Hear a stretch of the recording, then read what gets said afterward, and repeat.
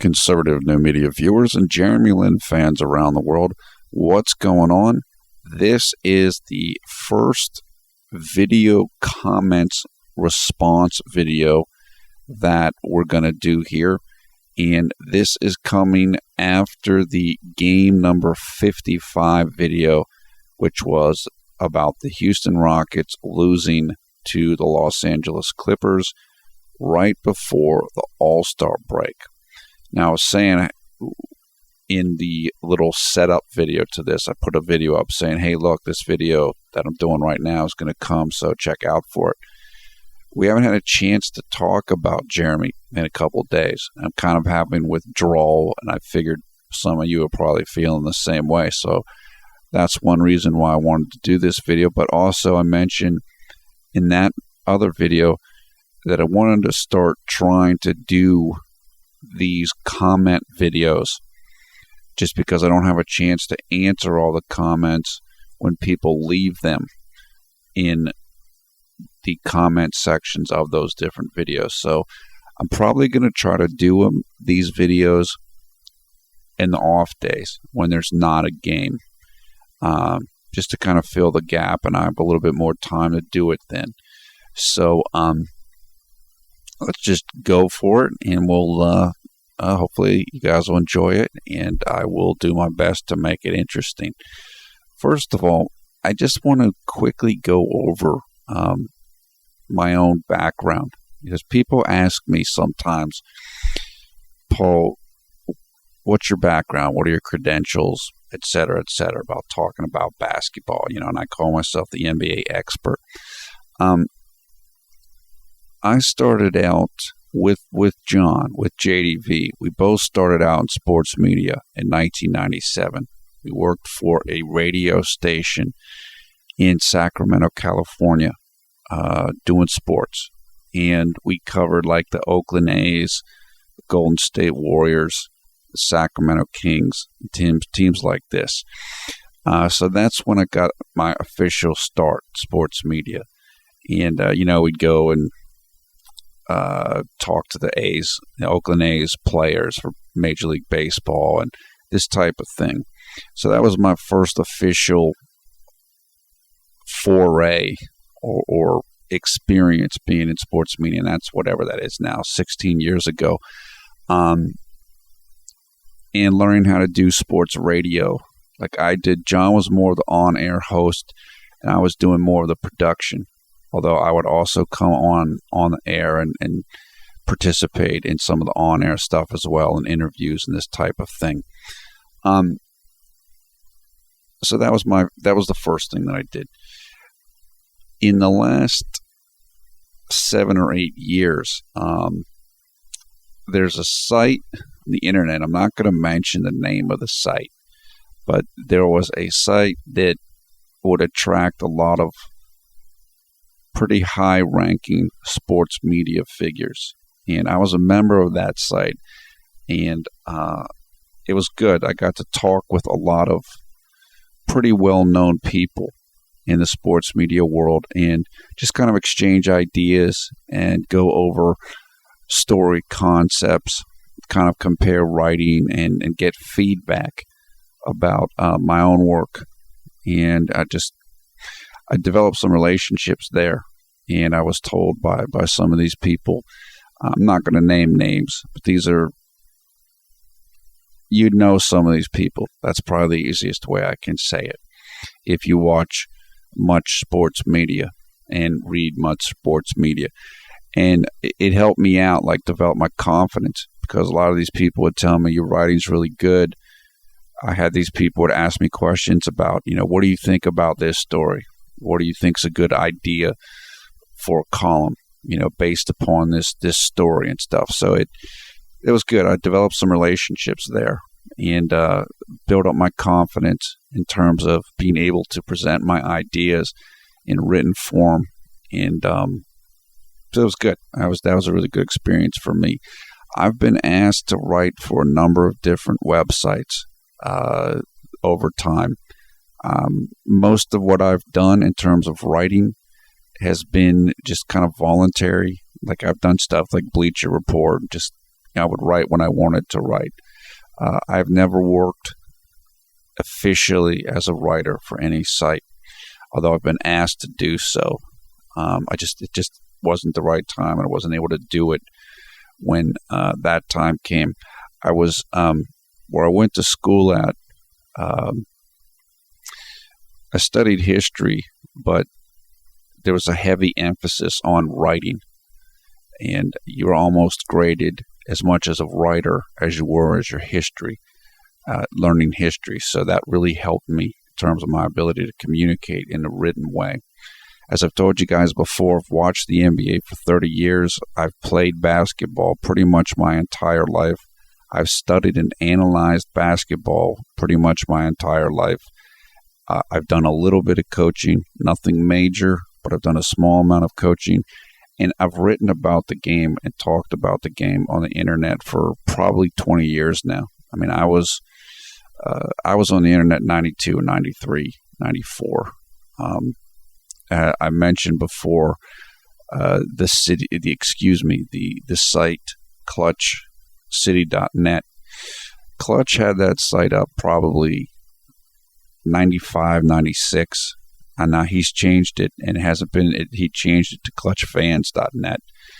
But that site's been around forever, and he's done a great job. I've been on that site probably since 95, 96, but when the internet was very young, and it was built a lot around like news groups and stuff like Rec Sports, Basketball Pro. I was doing stuff then, and so I've been at this for a long time in terms of communication about the sport.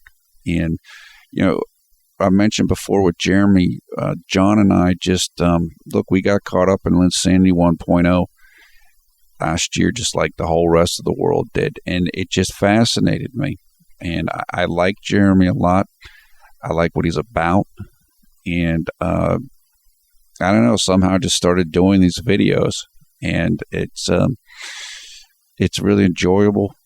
I like analyzing his game, like watching how he's developing. Love talking with the people, with all you guys, the fans, people that are just learning the game, and kind of helping people to understand the game and just spread the love of the game. I love basketball. Basketball is a huge part of my identity. It always has been, and so it's just really fun. So that's just kind of an overview of my background, because I get asked that all the time. Who are you, and why are you an expert, and blah blah blah blah. So that's just kind of a look at that background of my own.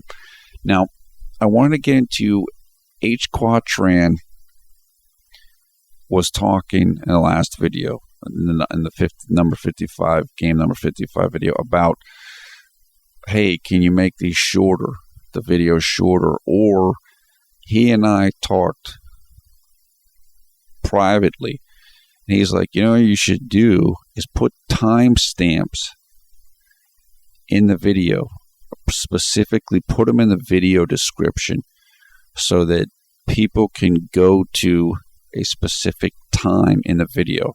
So if there's a section about demo, Donatus Mateunis, well then if you mark that down and put that in the video description, at 5:58 in the video we start talking about demo, then people can click on that and just go right to it. That's a great idea.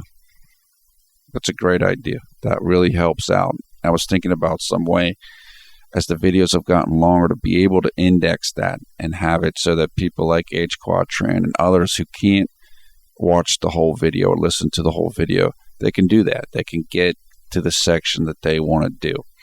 So start looking for that in the next video. I might even mess around with it in this video based upon, different people's questions and when they come, just to experiment with it for myself. But actually, I don't know. We'll see. We'll see. Either way, I'm going to start doing that.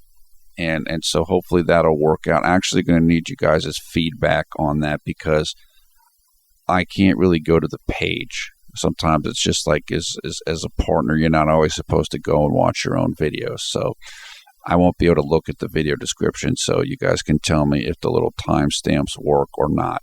Hopefully they will work. I don't think it's that complicated.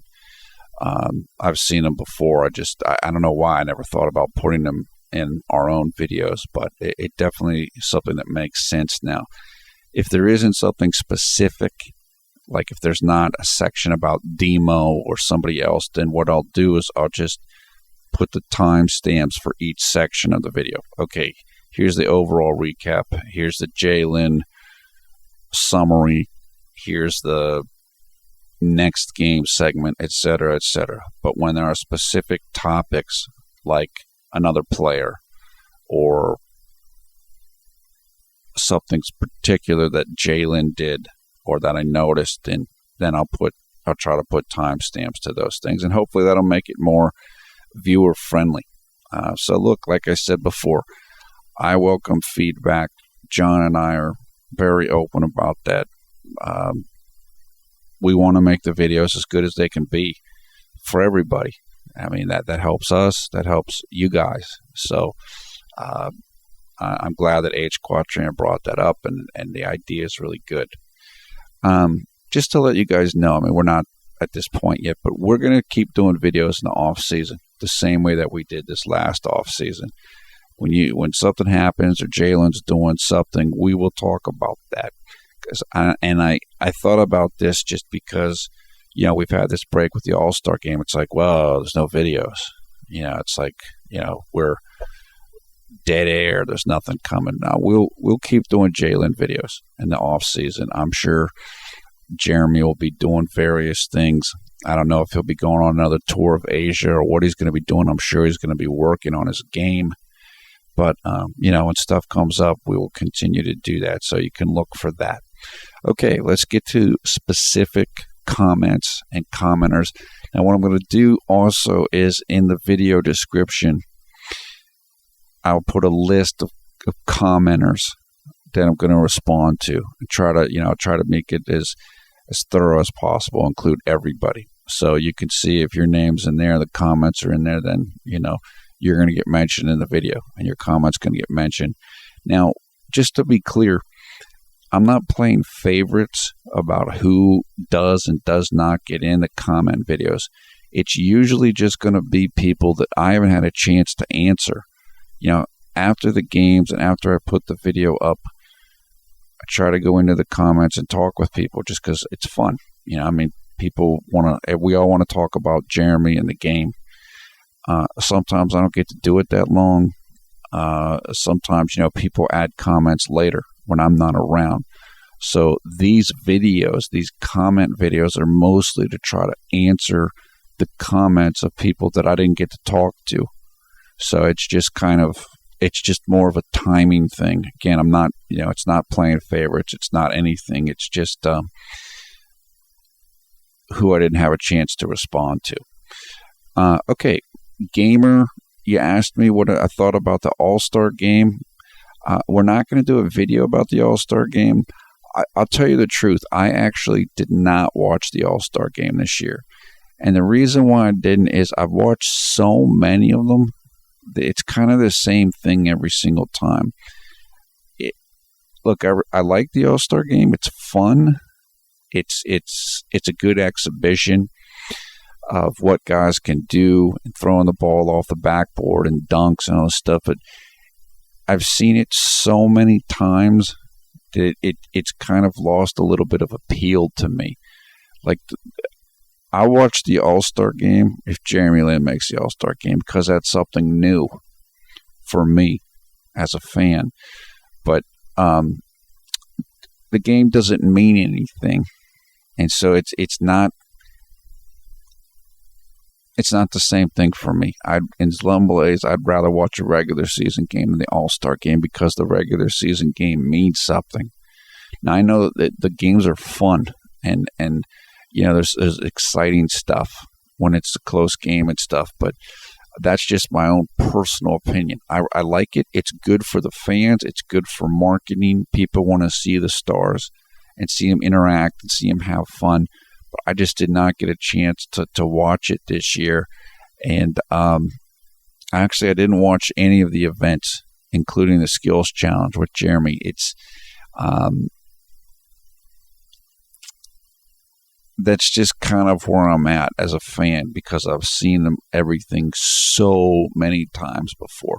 The one event I will never get tired of is the 3-point shooting contest, because it's a real contest and you don't know what's going to happen. In terms of slam dunk, I've seen all the dunks. There's not that many different things you can do at this point, at least for me, that I haven't seen. All-Star Game, again, kind of an exhibition. I like the Rising Stars. That's a fun game. And I like the 3-point shootout, although I did not get to see either of those this year. Meichuchen, thanks a lot for what you said, the kind words. I really appreciate that. I'm glad you enjoy the videos, and I'm glad that you are learning about life and other things besides basketball in these videos. That really makes me happy, and it's something that I do try to include in the videos. Some other aspects of life besides just basketball. If you're making a 45-minute video about anything, especially when I'm talking, I'm not in the video. I just don't have the cameras and stuff to do that right now. And honestly, I'm not sure if it'd even be more interesting than this. Just because I'm talking about somebody else and I don't have a whole bunch of pictures to show about Jeremy. So in some ways, just kind of, if you're not getting bombarded with imagery, then you listen better. So I'm not even sure if it would make it so much better if I was in the video. But being that I'm not in the video, and we're talking about this stuff for 45 minutes, 30 minutes, an hour, you need to include other things. If you talk straight basketball for 45 minutes, most people are going to get bored. You can only say so many different things. And that's why sometimes I'll bring up psychology. This is what the player's thinking. This is what you have to do. This is what you have to do to get respect. This is what a champion does. Now, that's in the flow. I mean, I'm only bringing that up because that relates to what I'm talking about. But you're getting into other areas of life besides pure basketball, but besides dribbling, shooting, passing. And I also try to be aware that a lot of the people that watch these videos aren't American. They're not native English speakers. So I'll try to bring up stuff like when a particular phrase might not be known by people that learned English as a second language. This is an English phrase for means this, and this type of stuff. I talk about times in Taiwan or the guy that stayed with me from India in college, and I'm glad you enjoyed it. I mean, it's fun for me. I've had a pretty interesting life, and there's some fun stuff to share with people. So I'm glad that you enjoy that stuff. And as I said, to understand Jeremy completely, including just understand him as a player, you have to understand his total life. You have to understand Jeremy Lin, Harvard student, graduate. Jeremy Lin, global icon. Jeremy Lin, all the other aspects of him. How does he think? What's important to him? Where's he from? All of this stuff, all of that matters. And so that's when we're going to get into stuff that's not just basketball, but it comes back to basketball and it comes back to Jeremy and how he interprets things and perceives things. Sumyamchi and XOXO Triple.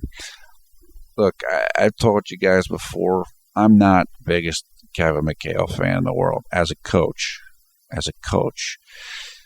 But I've kind of come around about the tough love approach.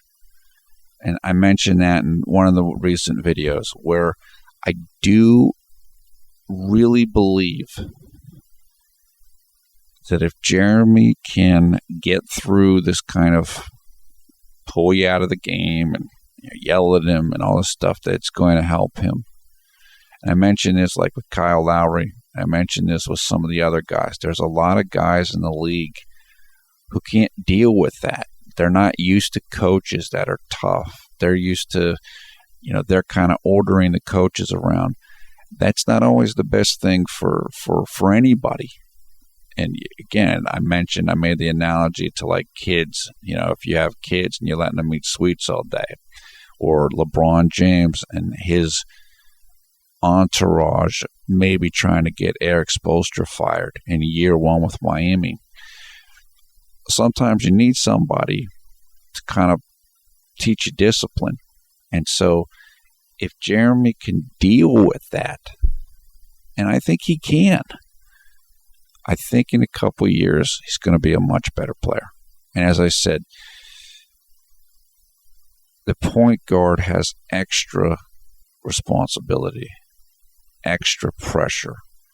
And I think Coach McHale understands that. I think that's part of the reason why he is so tough on Jeremy as opposed to some of the other guys. Alivfishland, my pleasure. I love making these videos. They're fun. I'm having fun right now. It's great to hear from somebody in China, as it says that you are on your channel. I'm sure Jeremy has a whole bunch of fans in China. And look, it's just fun. We all like Jeremy. That's why we're here. And he's just a great story. And as I mentioned before, he is really important to the growth of the NBA, because I think the biggest area of the world where the NBA is growing right now is in Asia. And obviously Jeremy can help with that and can be a gateway for many new fans that are just learning about the game and like Jeremy and like his story. Sumyamchi, again, great stuff there about Demo. I didn't realize he had gained so much weight. I mean, he still looks really thin to me. I never would have guessed he was like 245. It looks to me like he's about 220 or 225, but he is a really big guy in terms of his height. Look, if his body is able to maintain that mass, if he's gained 20, 25 pounds and his body's able to handle it, that's great. He doesn't need to be a lot bigger than 240, 245. He's 20 years old, 7 foot tall. If you're 245, that's pretty big. That's pretty big for his age. He can get bigger as time goes on, but he doesn't need to be Shaq. And I think you mentioned he doesn't want to get too big or he's going to lose speed. He's going to lose speed. He's going to lose agility. He's going to lose jumping ability. There's no need for that, so thanks for that information. I did not realize that they had already put him on a weight regimen and routine. I didn't know that. Surpreet Singh Bal, that's a great question. Here's the information about the playoffs. As with most other sports leagues, I'm sure this is true for cricket, and I know it's true for soccer, football. The NBA has their own playoff format. The playoffs means the teams that qualify to try to win the championship each year. So at the end of the regular season, 8 teams from the 2 conferences, Eastern Conference, Western Conference, 8 teams make the playoffs based on record. You have to have a good enough record. You have to beat out the rest of the teams in your conference to have a spot in the playoffs. And then what happens is that those 8 teams from each conference play against each other to decide who will advance in the playoffs until there's only one team left from the East, one team left from the West. Those 2 teams meet in the NBA Finals, and the winner of that becomes the NBA champion. And the way that it works is the number 1 seed team with the best record in the conference, they play the team with the worst record that made the playoffs in the conference. So number 1 versus number 8, number 2 versus number 7, number 3 versus number 6, and number 4 versus number 5. And then it goes from there with like brackets. So that's the playoffs. Playoffs just means were you good enough to make it so that you had a chance to win the championship of the NBA each season. Ivy Land, Mauritius seems awesome, and I hope I'm saying that right. That's the way it's spelled. It's what it looks like to me. I looked up photos of it. It looks great. I looked at where it is in the Indian Ocean there. You know what it reminded me of? This is kind of silly. Skull Island. If you ever watch King Kong, they say that Skull Island is located it's not too far from where Mauritius is. I mean, it's a fictional island, but I think it would be a little bit east and slightly north of you guys. I actually looked it up one time where it was supposed to be, and it's somewhere out there. But yeah, Mauritius looks beautiful. I'm sure that tourists love it. I'd love to get there someday. I don't know when that's going to happen or if it'll ever happen, but that's cool, man. I mean, it's cool. I've never lived on an island, so I just can imagine it would be really interesting. So that's great. Thanks for sharing that. It's just, I think a lot of people probably learned something new in geography with your mentioning that. I know I did. APC Game 24, I did not get to see the skills challenge, but I'm not surprised that J-Lin didn't go all out if he didn't. Guys are tired, as I said right now. Guys are tired at this time of the year, especially somebody like Jeremy, who global icon, everybody's watching him, and this is his first year as a starter, full year. You just need time to get used to that. You just need time to get used to it, and I'm sure he's ready for a break right now, and so that's cool. He doesn't need to win the skills challenge. Huynherful, thanks. I appreciate that. I'm glad you got a chance to watch the entire video, and I'm glad you liked it. That's cool, man. I mean, like I said, I enjoy making it, and it was the longest video I've ever made about JLin, and I'm glad it was enjoyable for you. mbdubahah, look, I think your questions and comments are great. Certainly, we send out our regards about Dr. Jerry Buss, the owner of the Lakers for 33, 34 years. Dr. Buss was amazing for the NBA. He was a great owner, seemed like a great guy. I'm not saying he's a perfect guy. I'm sure people could come and mention this, that, or the other, but he was terrific for the NBA. I think he won 10 titles or something during his time with the Lakers.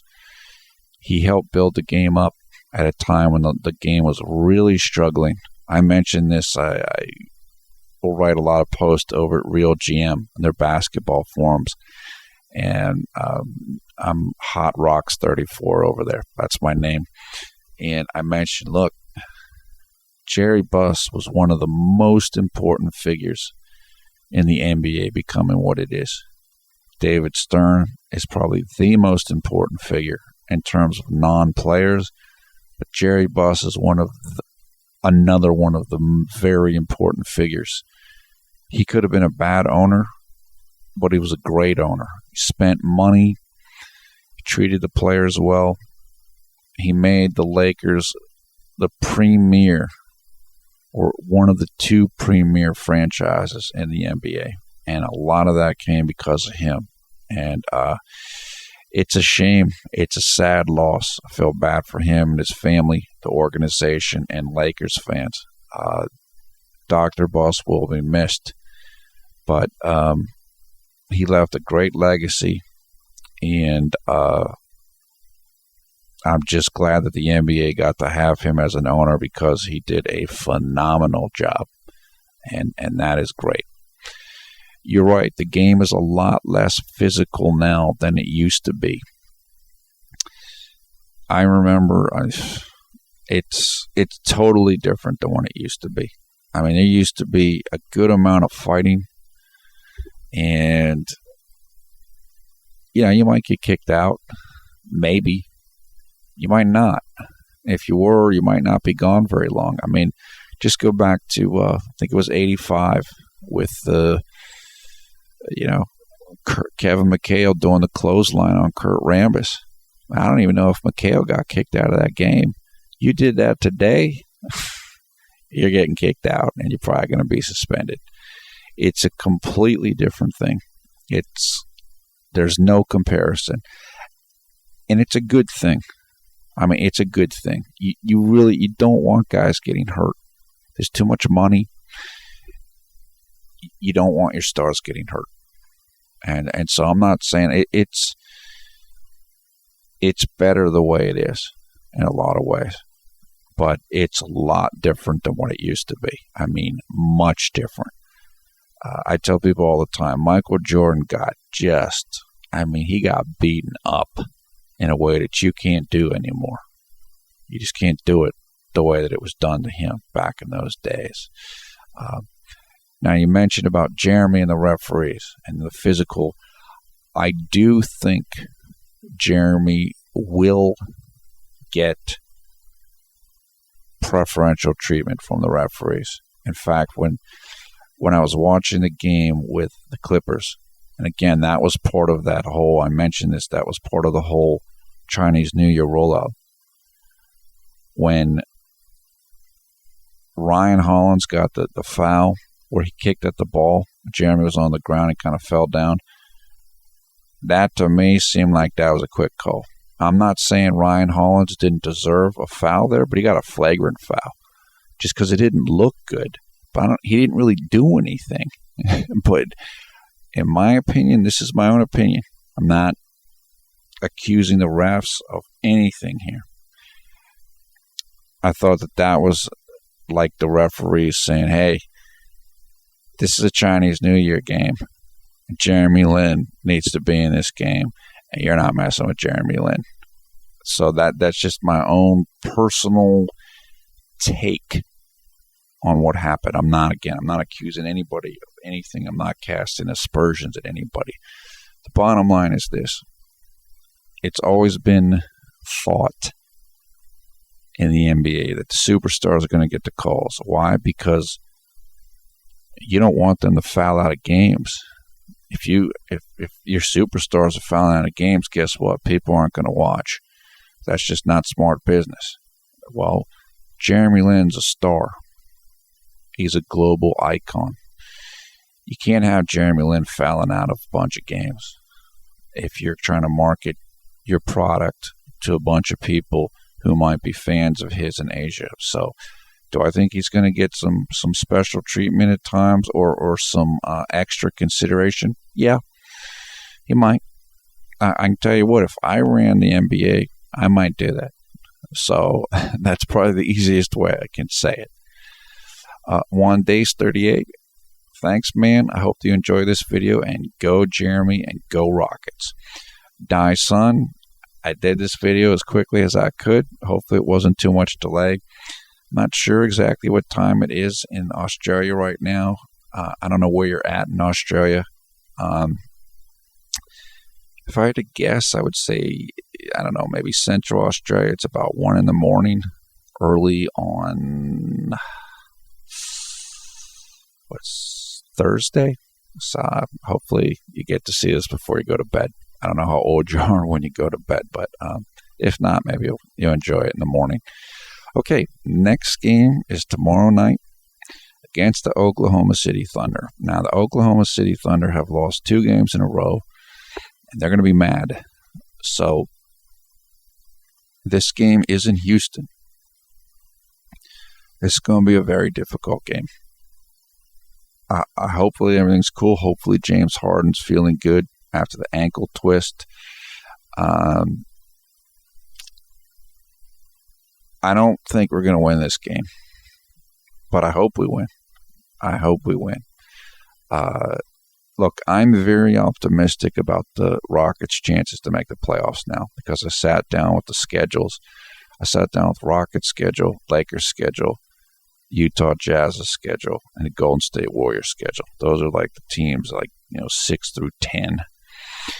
Houston has a pretty good schedule, a pretty favorable schedule. The next 2 games are tough, Oklahoma City and then at Brooklyn, and they've got one more stretch of 4 games that are going to be tough. The Rockets do. The rest of the games aren't that bad. If Houston stays healthy, I'm very confident they're going to make the playoffs. Now, it certainly helps if they beat Oklahoma City tomorrow night. But I'm not going to freak out if they don't beat Oklahoma City tomorrow night. So I'm expecting a loss and hoping for a win. And we'll see how it works out. And we will certainly be here to talk about it with all you guys. And we can all share about it and talk about Jeremy. So that is all for now. I am Paul F. Villarreal, the NBA expert. Your comments below. Thumbs up, thumbs down in this video. In the video description, I'll put a link to the last video, so the game number 55 video, so you can go and check out the comments that I'm responding to in this video if you want to check that out. Also, information how you can come and join the Conservative New Media Facebook group. It is 10:15 a.m. in Taipei, Taiwan, right now on Wednesday, February 20th, I believe it is. I lose track of time and dates so easily right now. I hope everybody's having a great day or great night wherever you are in this world when you watch this video. Right now, it is winter in the northern hemisphere, and it's pretty cold where I'm at right now. Got plenty of snow on the ground, and I can't wait till winter's over. But feeling warm in the apartment right now and getting ready to get back to NBA basketball. I'm glad there's games tonight. I'm watching some of the games tonight. I was checking out the Toronto versus what are they playing? Washington Bullets game tonight. And like I said, I'm just glad it's back after the All-Star break. And I'm looking forward to a great second half of the season. And Jeremy Lin and the Rockets moving forward to get to the NBA playoffs. Take care. We will talk to you soon. We will certainly talk to you tomorrow after the game against the Thunder.